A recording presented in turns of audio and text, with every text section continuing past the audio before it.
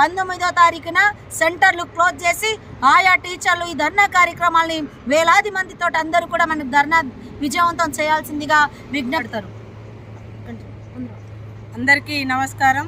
నా పేరు రాజ్యలక్ష్మి. నేను రంగారెడ్డి జిల్లా CITU అంగన్వాడీ రంగం జిల్లా అధ్యక్షురాలిని. అయితే మనకు సమస్యలు చాలా ఉన్నాయి. ఇప్పుడు 65 సంవత్సరాలు చేసిన వాళ్ళు, 60 సంవత్సరాలు నిండిన వాళ్ళు 40 సంవత్సరాల నుంచి చేస్తూ ఉన్నారు.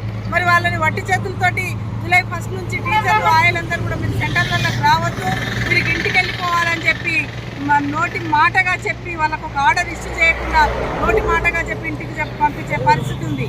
దాని మీదనే నిన్న సీరియస్గా మన తెలంగాణ రాష్ట్ర వ్యాప్తంగా కూడా ధర్నా కార్యక్రమం చేపట్టడం జరిగింది. అయితే ఈ ధర్నా కార్యక్రమం చేస్తే పైన అధికారులు మాకు నోటీసులు ఇవ్వకుండా, మెమోలు ఇవ్వకుండా చేసే జీతం కట్ చేయాలి.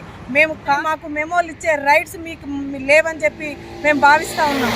అయితే ఎక్కడ లేని విధంగా ఇబ్రాహీంపట్నం ప్రాజెక్టులో మా CDPO గారు ఈరోజు ప్రతి సెక్టార్కు సూపర్వైజర్లను పంపించి మెమోలు ఇవ్వడం జరిగింది.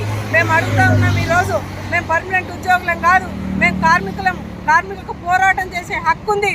మా హక్కును కాలరాసే అధికారం ఎవరికి లేదని చెప్పి